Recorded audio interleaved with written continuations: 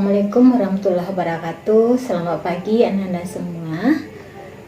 Kali ini kita melanjutkan materi minggu kemarin tentang permintaan, dan hari ini kita membahas materi tentang fungsi permintaan.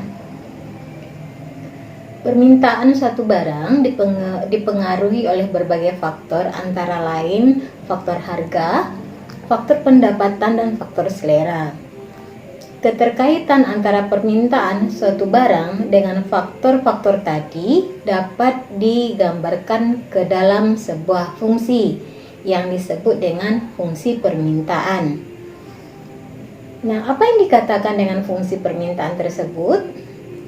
Fungsi permintaan itu adalah fungsi yang mencerminkan hubungan antara variabel harga suatu barang atau disebut juga dengan price dengan variabel jumlah barang yang diminta atau disebut juga dengan quantity. Nah, fungsi ini mencerminkan perilaku konsumen di pasar, di mana sifat yang berlaku yaitu bahwa jika harga mengalami peningkatan, maka jumlah barang yang diminta akan mengalami penurunan. Begitu juga sebaliknya. Bagaimana caranya kita untuk mencari atau menentukan fungsi permintaan tersebut? Nah, untuk menentukan fungsi permintaan, kita dapat menggunakan rumus berikut ini, yaitu adalah P dikurang P1 dibagi dengan P2 dikurang P1 sama dengan Q dikurang Q1 dibagi dengan Q2 dikurang Q1. Nah, P1 itu adalah harga barang yang pertama, P2 adalah harga barang yang kedua, kemudian Q1 adalah jumlah barang yang diminta pertama, kemudian Q2 adalah jumlah barang yang diminta kedua. Nah, untuk mencarinya kita menggunakan sistem perkalian silang. Nah, bagaimana penerapannya dari rumus ini? Dapat kita lihat di contoh berikut ini. Saat harga rupiah 10, jumlah barang yang diminta sebanyak 10 unit. Kemudian harga turun menjadi 8 rupiah. Jumlah barang yang diminta bertambah menjadi 16 unit. Nah, tentukanlah fungsi permintaannya. Nah, dari contoh soal di atas ini dapat kita lihat bahwa harga pertama itu adalah sebanyak 10 rupiah, harga barang kedua sebanyak 8 rupiah, dan jumlah barang yang diminta pertama sebanyak 10 unit, dan jumlah barang yang diminta kedua sebanyak 16 unit. Nah, dari soal tadi kita bisa menentukan fungsi permintaannya dengan menggunakan rumus yang sudah ada, kemudian kita cari dengan menggunakan perkalian silang. Setelah kita ketahui harga barang pertama dan yang kedua, dan jumlah barang yang diminta pertama dan yang kedua, kemudian kita inputkan ke dalam rumus yang sudah kita ketahui tadi. Nah, setelah kita inputkan diperoleh dalam rumusnya P dikurang 10 per 8 dikurang 10 sama dengan Q dikurang 10 per 16 dikurang 10.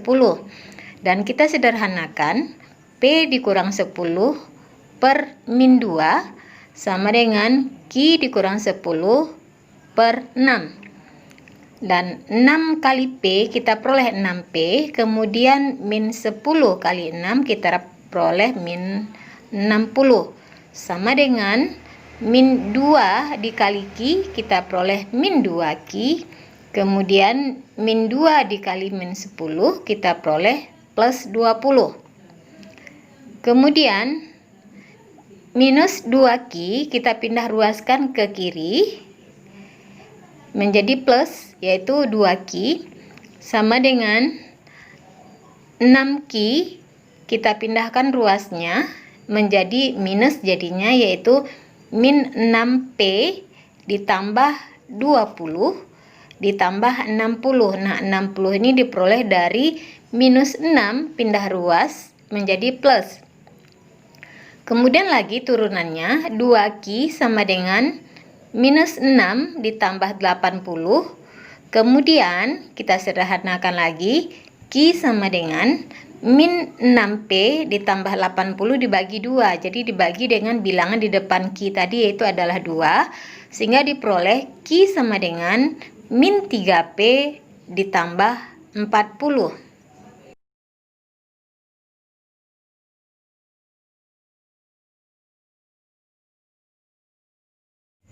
Nah, berdasarkan contoh soal tadi, kita peroleh fungsi permintaannya adalah Q sama dengan min 3P ditambah 40.